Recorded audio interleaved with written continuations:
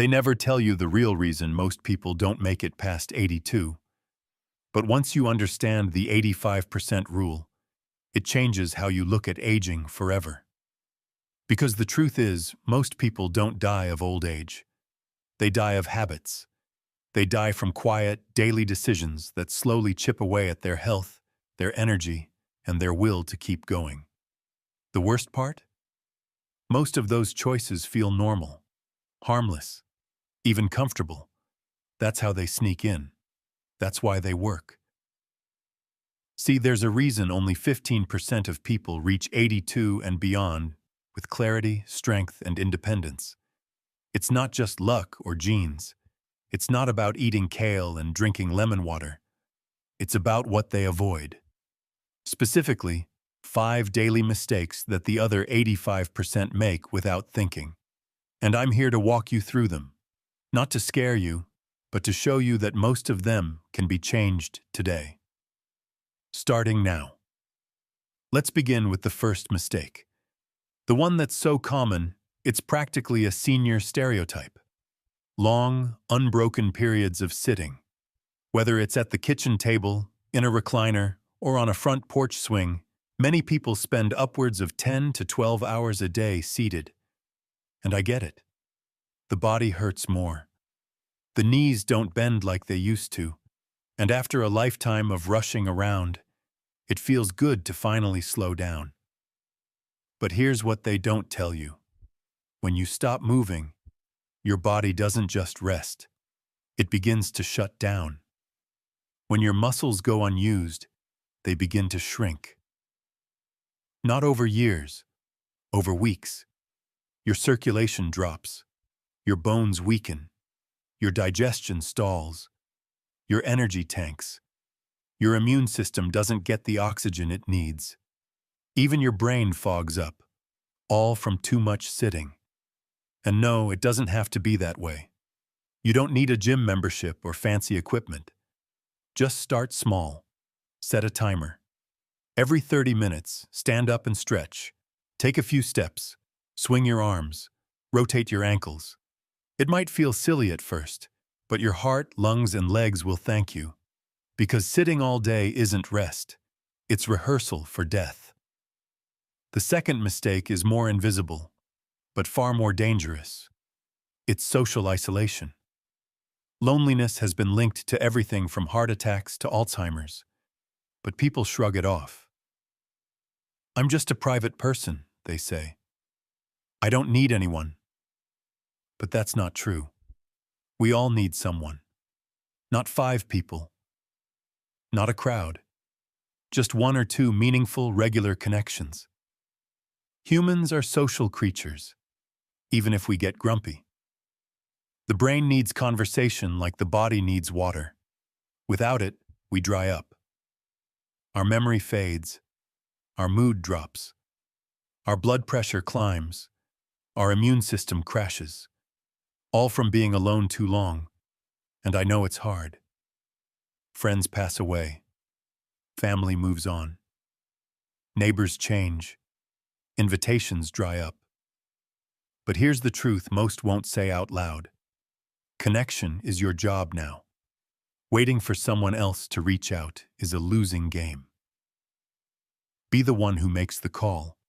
Be the one who sends the text.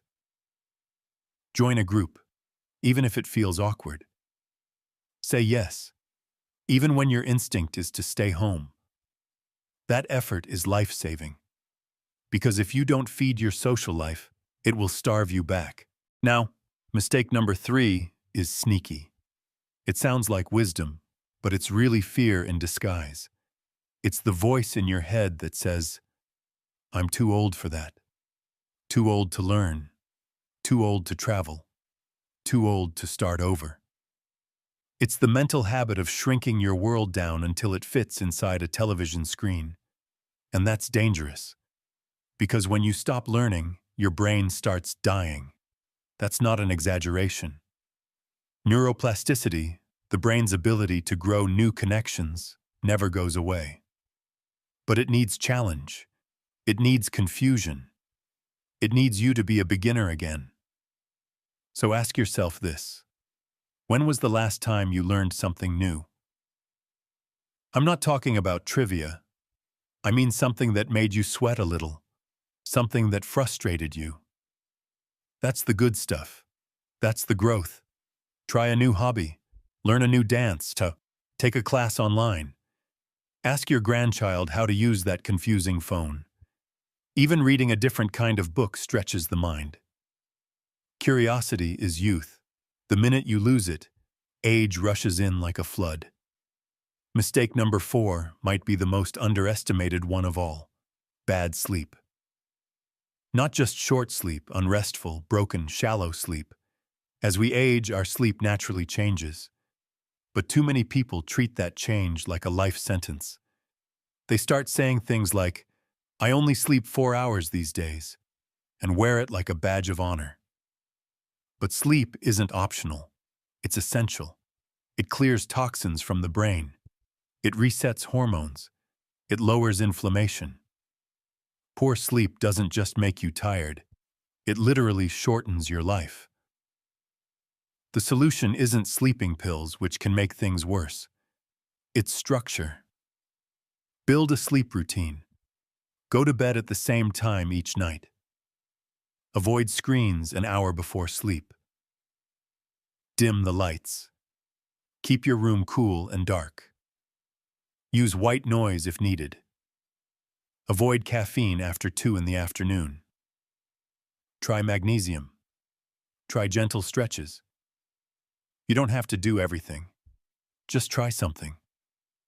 Because sleeping poorly every night is like walking into traffic and hoping for the best. Finally, we come to mistake number 5, and this one's the most tragic. It's giving up the future. It happens slowly. You stop planning. You stop dreaming. You stop setting goals. You stop seeing next year as something you'll be part of. And once your mind stops looking forward, your body starts winding down. It thinks its work is done, that it's time to fade. But let me say this plainly. As long as you are breathing, you have a future. I don't care if you're 72 or 91. You can still create. You can still love. You can still surprise people. You can still do something that makes your eyes light up. That's not delusion. That's biology. Purpose keeps people alive. When researchers study centenarians, those who live past 100, the one thing they all have in common isn't diet or exercise. It's purpose. A reason to get up. A reason to keep going. So find your reason. Grow tomatoes. Volunteer. Write letters to your grandkids. Paint. Pray. Adopt a rescue cat. Start a podcast. I don't care what it is, but do not, under any circumstances, hand your future away like it doesn't matter.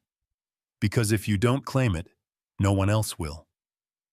These 5 mistakes are the reason the 85% don't make it past 82. It's not fate. It's habits. But here's the good news. You're not stuck. You can change. One walk at a time, one phone call, one uncomfortable new thing, one good night of sleep, one tiny plan for tomorrow. And with each change, you join the 15%. The ones who live not just longer, but better. Let's go a little deeper into what makes the 15% different. Because it's not about being perfect. They're not saints. They're not drinking magic smoothies or sleeping in oxygen chambers. What they do is notice. They notice the little things most people ignore. They pay attention to patterns. They correct course when they veer off. They take responsibility for how they age instead of treating life like something that just happens to them. And the secret is, most of their habits are tiny, boring even. But done consistently, those boring choices become armor. Let me show you how. Let's go back to movement. There's a myth that you have to exercise hard to stay healthy. Not true. In fact, if you're over 65, intense workouts can sometimes backfire. What matters more is frequency. Movement spread throughout the day, The 15% do things like park farther away on purpose. They stand while talking on the phone. They keep light hand weights by their favorite chair. One gentleman I met does calf raises every time he waits for the microwave to finish. It sounds ridiculous, until you realize he's 91 and doesn't use a walker. The point is, they build motion into their lives like brushing their teeth. Not dramatic, just dependable. That's how they stay out of the hospital. That's how they keep their balance strong, their digestion steady, and their blood flowing like it's supposed to. The body doesn't need punishment. It needs partnership. Then there's the social side.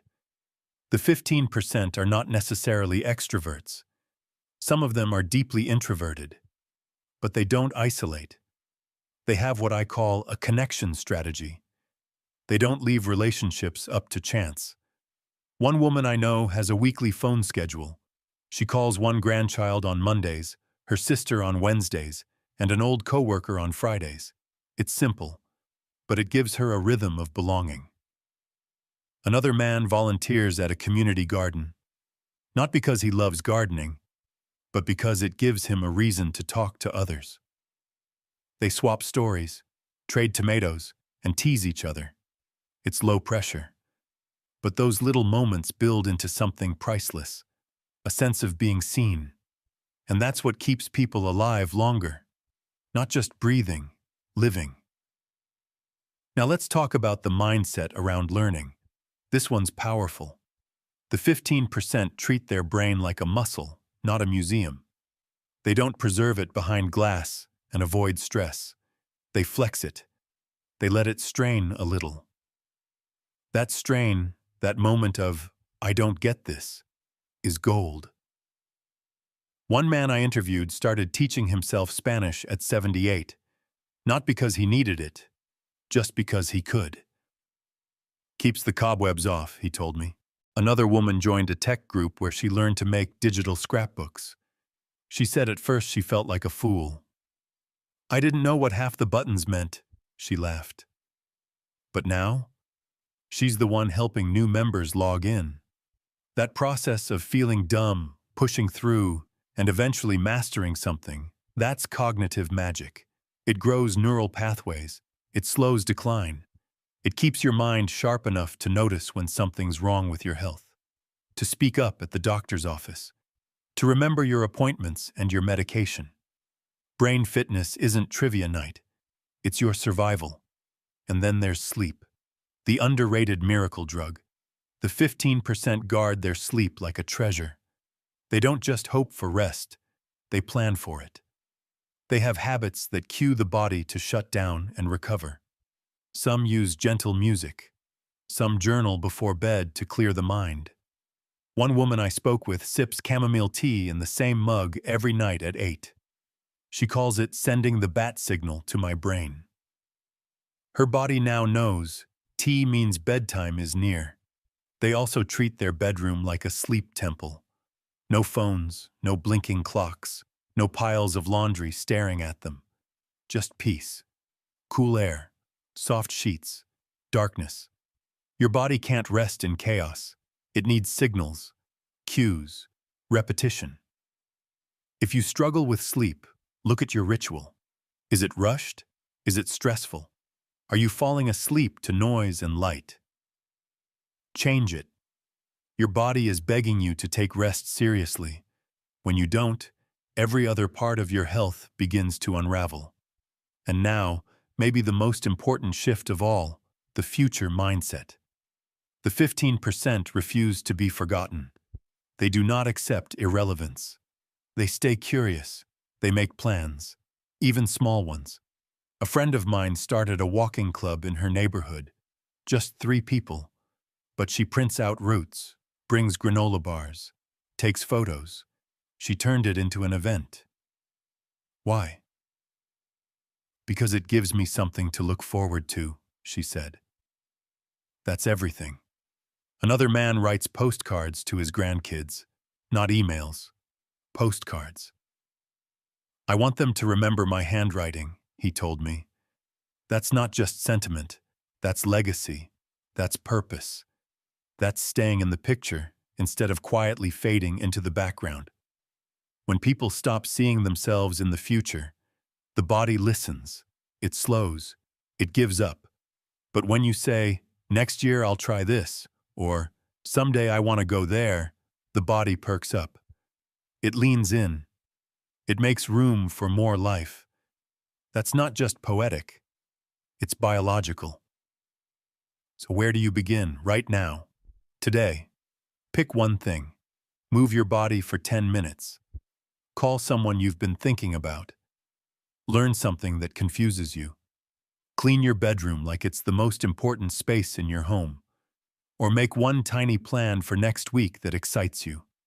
That's how you beat the odds. Because the 85%? They're not doomed by fate. They're dragged down by habits. Habits they didn't know were dangerous. Habits they thought were harmless. But you know better now. You see it. And once you see it, you can't unsee it. You don't need to be perfect. You don't need to change everything overnight. You just need to wake up, to pay attention, to take your place among the 15% who say, "I'm not done yet." And if you've made it this far into the video, I've got a hunch you're one of them. One of the few who's not content with average, who's not ready to let the clock decide when your story ends. So do me one favor. Drop your city in the comments. Let me know where in the world you're fighting the good fight. Because you're not alone. There's an army of us, gray-haired, achy-jointed, wise and stubborn, still kicking, still learning, still laughing, and still very much alive. And if you haven't already, hit that subscribe button. I'll be right here every week reminding you just how much life you've got left to live.